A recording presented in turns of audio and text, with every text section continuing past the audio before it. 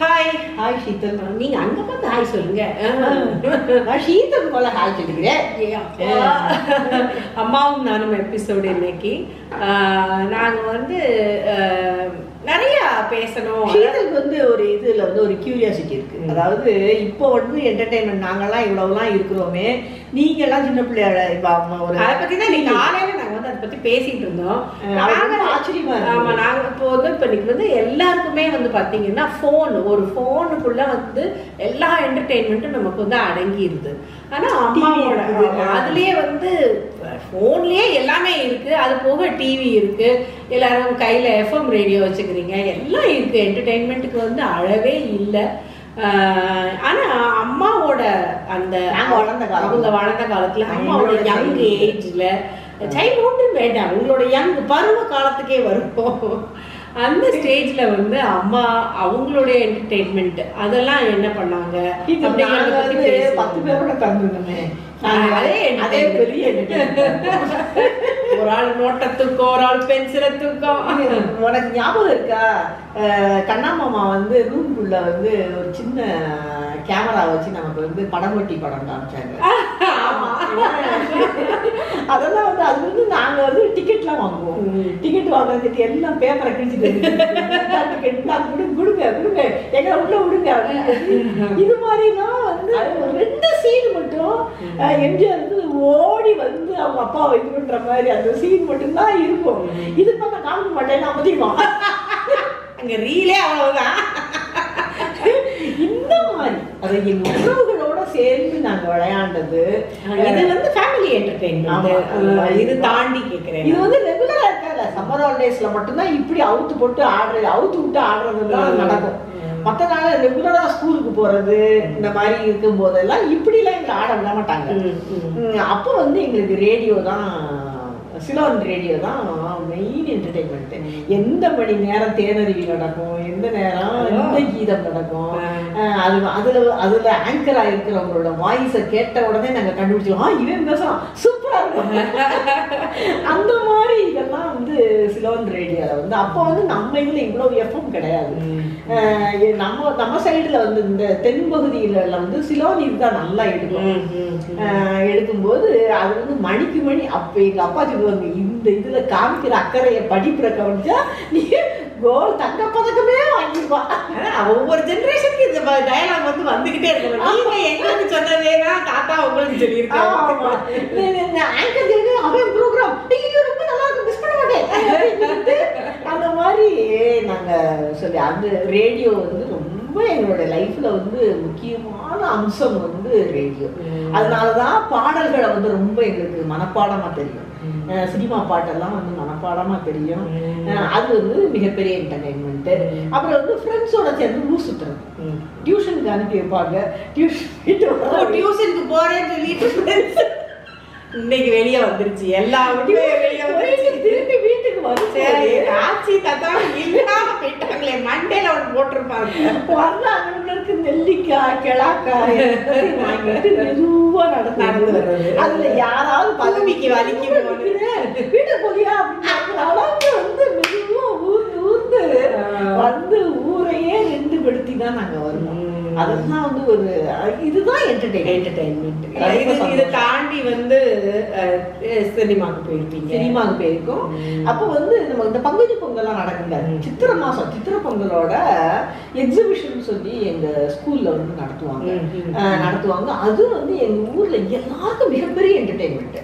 இப்போ வந்து நீங்க ஒரு மால்குள்ள போயிட்டா எல்லாம் வாங்குறீங்கல்ல, அது மாதிரி சின்ன சின்ன கடைகளா அந்த வருஷத்துக்கு வேணுங்கிற வளையல் ஆக்சசரிஸ் எல்லாம் அங்க கிடைக்கும்.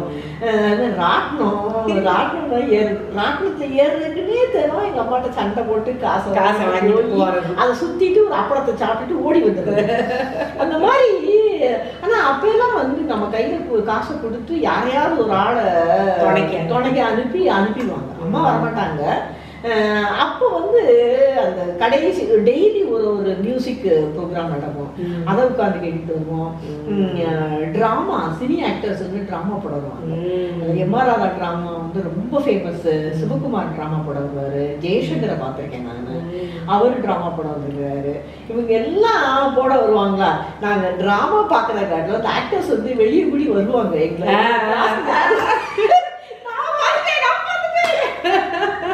அப்படின்னு சொல்லிட்டு இந்த மாதிரி இவங்க வெளிநாடு நிர்மலா டான்ஸ் ஆட வந்திருக்கிறாங்க, தேவிகா ட்ராமா போட வந்திருக்கிறாங்க, தேங்காய் சீனிவாசன் வந்திருக்கிறாரு.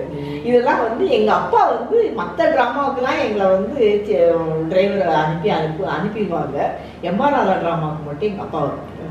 ஆமா, அது வந்து பார்த்து இருந்து கடைசி டிராமா முடிகிற வரைக்கும் இருந்து பார்த்துட்டு தான் போவாங்க. அது மாதிரி அது வந்து வருஷத்துல ஒருத்தர் கிடைக்க எங்களுக்கு பெரிய வாய்ப்பு. அப்படி வந்தது கங்கை அமரன் முதல்ல அன்னக்கிளி படம் ரிலீஸ் ஆன உடனே ஒரு இசை கச்சேரி நடந்தது. அப்ப எங்களோட எல்லாம் வந்து அவர் கூட்டத்துல வந்து அவர் பேசினாரு. அதுதான் ரொம்ப சின்ன பையனா இருப்பாங்க அவங்க. நான் இளையராஜாலாம் பார்த்திருக்கேன், ஞானியா வந்த அப்புறம் பார்க்கல. இந்த மாதிரி அவர் பாட்டு பாடும்போது முதல்ல இந்த 2-3வது படம் அவர் முக்காகி இது பண்ணும்போது இந்த மாதிரி இதெல்லாம் வந்து எங்களுக்கு பெரிய என்டர்டைன்மெண்ட். அப்புறம் வந்து சிவாஜி கணேசன் வந்து மதுரையில வந்து ட்ராமா போட்டாங்க, தங்கப்பதக்கம் ட்ராமா போட்டாங்க. எங்க அப்பா என்ன பண்ணாரு தெரியுமா என்னைய, இது அப்ப வந்து அந்த அது வந்து படம் எடுத்ததை வந்து டிராமாவும் அது பயங்கர சக்சஸ்ஃபுல்லான ட்ராமா. என்னைய வந்து முதல் நாள் தங்கப்பதக்கம் படம் நம்ம ஊர்ல ஓடிக்கிட்டு இருந்தது. நீ படத்தை பார்த்துட்டு வா அப்படின்னு சொல்லி நீ அவரா வாலண்டியரா அனுப்புனாரு. என்னடா இப்படி எனக்கு என்ன நான் நம்பவே இல்லை. அடுத்து வந்து அது பாஸ் வச்சிருக்கிறானே எனக்கு தெரியாது. மறுநாள் வந்து ஆச்சி எங்க அண்ணி எல்லாருமா சேர்ந்து பாஸ் எடுத்துட்டு மதுரைக்கு போறாங்க. நானும் வருவேன் அப்படிங்கிறேன். நேரத்தே படம் பார்த்துட்டேல உனக்கு டிராமா கிடையாது அப்படிங்கிறாங்க. எனக்கு அப்படி அழுக வருது. எங்க அம்மா கூட ஒரு வாரம் நான் பேசாம விட்டேன். ஆனா சொல்றது எங்க அப்பா, எங்க அப்பாவுக்கு மீறி ஒரு கோடு கீச்சினாருன்னா நான் அங்கிட்டு போக மாட்டேங்கிறேன். அதனால வந்து அப்பா சொல்லிட்டாரு. அப்பா வந்து என் தோல் மேல கையை போட்டு அப்பா நீ அங்க கூட்டு போறேன்டா நீ ஏமாத்திட்டாரு. இந்த மாதிரி பெரிய பெரிய விஐபிஸ் வந்து டிராமா போட வர்றது வந்து நமக்கு கோலாகலமா இருக்கும். ரொம்ப அது 1 மாசம் 2 மாசம் அந்த நினைப்பே ரொம்ப இருக்கும், சந்தோஷமா இருக்கும். இது வந்து ஒரு இது. ஆமா, பரவாயில்ல. அந்த காலத்துல என்டர்டெயின்மெண்ட்னா பயங்கர லக்கியா வேற இருந்தது. ஆமா, அந்த மாதிரி இப்ப நீங்க சின்ன உங்களோட உலகத்தை வந்து சுருக்கிக்கிறீங்க. ஆனா இன்னைக்கு வந்து நீங்க என்ன நினைக்கிறீங்க, ஒரு ஃபேமிலியா பிளான் பண்றீங்க, இவ்வளவு ரூபா சேர்ந்துருச்சு அப்படின்னா ஒரு சிங்கப்பூர் போயிட்டு வந்துடலாம் அப்படின்னு நீங்க நினைக்கிறீங்க. நாங்க அப்பெல்லாம் அப்படிலாம் நாங்க பண்ண மாட்டோம். அந்த மாதிரிலாம் சிங்கப்பூர் ஒரு வெளியூருக்கு போனா மிஞ்சி போனா மதுரைக்கு போவோம், விருதுநகர் போவோம், விருதுநகர் போய் ஒரு பரோட்டா சாப்பிட்டு வருவோம். இந்த மாதிரி தான். மற்றபடி பங்குனி பொங்கல், சித்திரை பொங்கல் இதெல்லாம் வந்து ஊரே சேர்ந்து கோலாகலமா இருக்குது. நீ இப்போ இந்த அம்மா ஜென்ரேஷன்லயாவது நிறையா வந்து வந்துருச்சு. அதுக்கு முந்தின ஜென்ரேஷனுக்கு வந்து மனுஷங்க வந்து கூடி கூடி வாழ்றதுன்னு ஒரு தியரி வைக்கிறாங்க. அப்போ வந்து எல்லாரும் சேர்ந்து ஊர் கூடி வந்து சந்தோஷமா இருக்கணும்னு மனுஷன் நினைச்சிருக்காங்க. அப்பதான் வந்து அவன் வந்து தேரோட்டம்ங்கிறத கொண்டு வரும். அந்த ஊருக்குள்ள வந்து கோயில்ல எல்லாரும் சேர்ந்து கோயில் கொடுக்கணும், அது ஒரு தேர் வச்சு சாமியை இழுக்கணும். சாமி வந்து அதுக்கு ஒரு மூல காரணமா வச்சு அதை தேர்ல உட்கார வச்சு நம்ம எல்லாரும் சேர்ந்து இழுக்கிறோம் அப்படிங்கும்போது அந்த கருத்து ஒற்றுமைங்கிறது வந்து ஆட்டோமேட்டிக்கா இந்த இதுல வந்து விலகாத பிரச்சனைகள்லாம் விலகி போயிடும். ஒரு வாய்க்கால் பிரச்சனையா, கொலை பிரச்சனையா, தண்ணி தேரோட்டத்தை அன்னைக்கு பக்கத்துல எல்லா கடையும் இருக்கும். ஆமா, மக்கள் தான் வந்து தேரை பார்க்க வரும். இப்ப நமக்கு ஆடி தேரோட்டங்கிறது வந்து ரொம்ப ஃபேமஸா போச்சு, நம்ம தமிழ்நாட்டிலே ரொம்ப ஃபேமஸா போச்சு.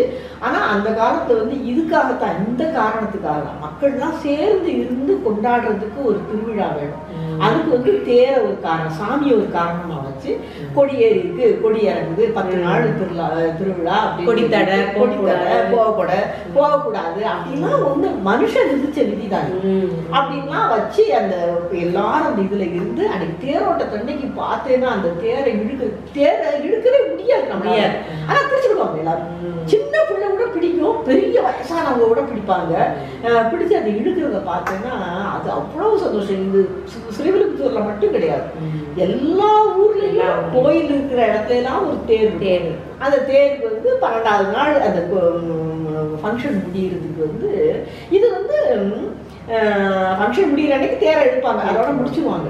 இது வந்து இன்னைக்கு நேற்று கிடையாது, கிட்டத்தட்ட 200 வருஷம் 300 வருஷத்துக்கு முன்னாடியே மனுஷங்க வந்து சேர்ந்து வாழ்றதுக்காக உருவாக்கப்பட்ட ஒரு இது. நான் 200-300 வருஷம் நான் மதிப்பா சொல்றேன். அதுக்கு முன்னாடியில இருந்தே இப்ப மதுரையில ஆத்துல அழகர் இறங்குறது ஒரு நாள் நடந்த திருவிழா, சுக்கர் கல்யாணம் ஒரு நாள் திருவிழா, இந்த ரெண்டையும் சேர்த்து ஒரே நாள்ல வச்சது, ஒரே ஃபங்க்ஷனா வச்சது திருமலை நாயக்கர் மகால். திருமலை நாயக்கர்னு சொல்லுவாங்க, அவர் வீட்டுல தான் அப்படி செஞ்சாங்க அப்படின்னு சொல்லுவாங்க.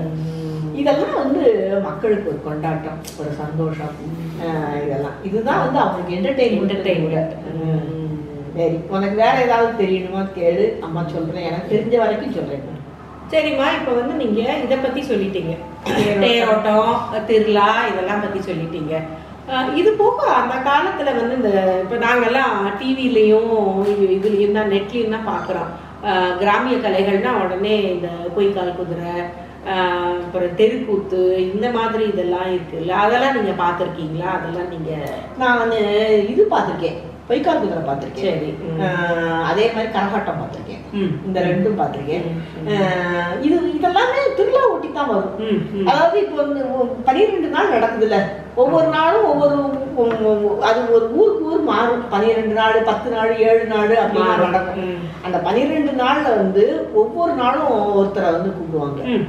அது வில்லுப்பாட்டுன்னு ஒண்ணு ஒரு இது இருக்கு. அந்த வில்லுப்பாட்டுல வந்து கதை சொல்லுவாங்க, ராமாயண கதை சொல்லுவாங்க. இதுல வந்து இந்த அந்த இப்போ ஒரு 7-8 வருஷத்துக்கு முன்னாடி வரைக்கும் இந்த வில்லுப்பாட்டை ரொம்ப ஃபேமஸா இருந்த, என் பேர் மறந்து வச்சாங்க, அவர் வந்து நம்ம டிவில எல்லாம் கூட அவரை கூப்பிட்டுருக்காங்க. அவர் வந்து புதுமையான ஒரு சில மக்கள் வளர்ச்சி, பசுமை புரட்சி நம்ம இப்ப சொல்றோம்ல, இந்த மாதிரி கருத்துக்களை கூட அவருடைய இதுல வந்து அவங்க ஃபேமிலி இன்னும் இருக்காங்க. அவங்க இன்னும் பொதிகை சேனலுக்கு போனா நமக்கு தெரியுமா இருக்கும். அந்த வில்லுப்பாட்டை வந்து கூப்பிடுவாங்க. அப்படி கூப்பிடும்போது அதுல வந்து எந்த கதை வந்து மக்களுக்கு ரொம்ப பிடிக்கிற மாதிரி சொல்ல முடியுமோ அந்த மாதிரி கதைகளை சொல்லுவாங்க. அந்த வில்லுப்பாட்டுல 2 பேர் முன்னாடி இருந்து இது பண்ணுவாங்க, பின்னாடி இருந்து ஒருத்தர் கேள்வி கேட்டுட்டே இருப்பாரு. இந்த மாதிரி பண்ணுவாங்க. அதே மாதிரி பொய்க்கால் குதிரையுமே ஒரு நாள் 12 நாள் திருவிழாக்கு வந்து ஒவ்வொரு நாள் ஒவ்வொரு ஆட்டம். ஆமா, பொய்க்கால் குதிரை வந்து தனியா வந்து ஸ்டேஜ் கொடுத்து ஆட மாட்டாங்க. அது சாமி பிறகு போகும்போது அப்படி ஆடிட்டு வருவாங்க. அந்த புலி வேஷம் போட்டு வர்றது அந்த மாதிரிதான் வருவாங்க. அப்படிதான் வந்து வரும். அதுல சிலம்பாட்டம் நடக்கும். சிலம்பாட்டம்லாம் வந்து இதை வந்து நம்ம இன்னைக்கு வந்து ஒரு போர் சண்டை, தெருவுக்கு தெரு சண்டை, சிலம்பெல்லாம் கொண்டு வந்து சண்டையெல்லாம் முடிச்சாங்கன்னா போலீஸ் வந்து இது பண்ணிடுவாங்க. அந்த மாதிரிலாம் கிடையாது. ஆனா இந்த சிலம்பாட்டம்னு ஒரு கலை இருக்குல்ல, அந்த கலையை வந்து இந்த மாதிரி சாமி பரப்பாடு போகும்போது சில ஊர்கள்ல அதை பண்ணுவாங்க. அந்த மாதிரி அப்போ வந்து நான் அந்த பொய்க்கால் குதிரை பார்த்துருக்கேன், கரகாட்டம் பார்த்துருக்கேன். கரகாட்டம் வந்து எனக்கு வந்து இது இந்த ட்ரூப் ரொம்ப பெருசு அப்படிலாம் தெரியாது. நம்ம ஊருக்கு வந்ததை நீங்க வந்தது பார்த்துருக்கேன், அந்த மாதிரி பார்த்துருக்கேன், அவ்வளவுதான். இது வந்து கதை சொல்றாங்க. வில்லுப்பாட்டுக்கு தவிர்த்து சிலர் வந்து கதையே சொல்லுவாங்க. கதா காலட்சேபம்ங்கிறது ஒண்ணு இருக்கு. இப்போ அம்மாலாம் என்ன பண்றேன், ஒரு வீட்டுல ஃபங்க்ஷன் இருந்துச்சுன்னா நான் இந்த கதையை சொல்றேன் அப்படின்னு சொல்லி எங்க அண்ணாட்ட சொல்லிட்டு அது கடைசியில் அரேஞ்ச் பண்ணி நம்ம சொல்றோம். இது மாதிரி வந்து ரெகுலராகவே கதை சொல்றவங்க எல்லாம் இருக்காங்க. நம்ம ஃபேமிலியிலேயே ஒருத்தங்க வந்து கதை சொல்றவங்க உண்டு. அது வந்து இப்போ வந்து லைட் எல்லாம் வர்றதுக்கு முன்னாடி, இந்த எலக்ட்ரிசிட்டி வர்றதுக்கு முன்னாடி கதை போடுறவங்க. ஆமா, கதை போடுறவங்க. என்டர்டெயின்மெண்ட்டே கிடையாது பத்தியா அப்போ. அப்படின்னா அப்போ வந்து வீடு 10 வீடு சேர்ந்து இருக்கிறவங்க, அவங்க வீட்டு திண்ணன்னு ஒண்ணு இருக்குல்ல அந்த காலத்துல எல்லாம், அந்த திண்ணையில உட்கார்ந்துக்கிட்டு அவங்க கதை சொல்லுவாங்க. சுத்தி இருக்கிறவங்க எல்லாம் வந்துடுவாங்க. 7 மணிக்கு மேல அவங்களுக்கு என்ன 10 மணி ஆகும் தூக்கம் வருது. அந்த 7 மணிக்கு முன்னாடி அந்த நிலா வெளிச்சத்துல அரிக்கன் லைட்டை வச்சுக்கிட்டு இப்படி ஆளுங்கெல்லாம் உட்கார்ந்துருப்பாங்க, கதை சொல்லி அவங்க அது கொஞ்சம் காமெடியா தான் சொல்லணும். ஏன்னா உட்கார்ந்து கேட்கறவங்க அத்தனை பேர் சொந்தக்காரங்க. அதனால அது வந்து ரொம்ப அது ஒரு பொழுதுபோக்கா அந்த காலத்துல இருந்தது. அந்த மாதிரி ஒரு கலைகள்லாம் இருந்தது. அதுதான் வந்து பிறகு ஒரு கதை சொல்றவங்க இன்னும் கொஞ்சம் திறமையா இருந்தாங்கன்னா நடிச்சு காமிப்பாங்க. அதுதான் தெருக்கூத்து, கூத்துப்பட்டுற அப்படின்னு வந்து பிறகு அதுக்கு பிறகு அது நாளடைவில் அது இன்னும் கொஞ்சம் பாலிஷா போய் டிராமா அப்படிங்கிறதுல ஸ்டேஜில் பெர்ஃபார்மன்ஸ் ஆரம்பிச்சு. அதுக்கு முதல் மூல காரணம் வந்து இந்த வில்லுப்பாட்டு, கதை சொல்றது இந்த மாதிரி இருந்தது தான். அது நாளடைவில் மாறி மாறி அப்படி இப்படி இந்த செவிவழி கதைகளா வந்ததுதான் ஸ்ரீதல் ராமாயணம், மகாபாரதம். இத்தனை நாள் அழியாம இருக்கிறதுக்கு இப்படி இந்த புக்கில் எழுதி வைக்கிறதுலாம் கிட்டத்தட்ட 18ஆம் நூற்றாண்டுக்கு பிறகுதான் அந்த எழுதி வைக்கிறாங்க. அதுக்கு முன்னாடி இருந்ததுலாம் இப்படிதான் கதை சொல்லி நதி வழியா ரிஷி மூலம் அதெல்லாம் சொல்றோம்ல, இப்படிலாம் செவி வழி செய்தியா சொல்லி தான் இன்னும் அந்த இது குறையாம இந்த ஏடுகள்லாம் இருக்கு, இந்த பிரதிகள்லாம் எடுத்து வச்சிருந்துருக்காங்க. இருந்தா கூட இவ்வளவு வைடா வந்து ஸ்ப்ரெட் ஆகணும்ல. அதுக்கு வந்து இப்படி நம்ம உட்கார்ந்து ஒருத்தர் கதை சொல்லி அதை எல்லாரும் கேட்டு அவங்க 4 பேருக்கு சொல்லி அப்படியே தான் அது இன்னும் உயிரோட இருக்குது. அம்மா இன்னைக்கு வந்து நீங்க சொன்ன இன்ஃபர்மேஷன்லாம் வந்து ரொம்ப யூஸ்ஃபுல்லா இருந்தது. எனக்குமே இப்பதான் எனக்கு ஞாபகம் வருது. ராட்டை ஏறுறதுலாம் ஞாபகம், ராட்டை ஏறுறதை விட டெல்லி அப்பளம் வாங்கி சாப்பிட்டது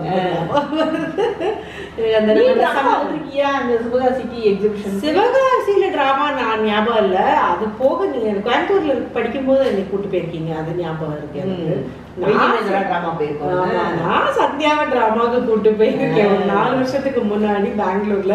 நான் வந்து அடம் பிடிச்சு நான் பார்த்தே ஆகணும் அப்படின்னு சொல்லி. அப்பாவுக்கு டிராமா ரொம்ப பிடிக்கும். ஆமா, சந்தியாவும் அவங்க அப்பாவும் ரொம்ப ஐயோ எப்படி இருக்க போதோ அப்படின்னு சொல்லி சந்தியா பயங்கரமா என்ஜாய் பண்ணா. எனக்கு ரொம்ப ஹாப்பியா இருந்தது அது. ஸோ இது வந்து இன்னைக்கு வந்து நம்ம நிறைய சந்தோஷங்கள் வந்து இப்பதான் இருக்குங்கிறதெல்லாம் கிடையாது. எந்த காலகட்டத்திலையும் நமக்குள்ள நம்ம சுத்தி நடக்கிற இதை வச்சு நம்ம வாழ்ந்துருக்கிறோம். அது உண்மைதான். ஆனா அது வந்து காலத்துக்கு தகுந்த மாதிரி வேற மாதிரி மாறிக்கிட்டே இன்னைக்கு நம்ம ஷேப் ஆயிட்டே இன்னைக்கு போன் மூலமாகவும் டிவி மூலமாகவும் இருக்கிறது இன்னும் 20 வருஷம் கழிச்சு எப்படி மாறப்போகுது.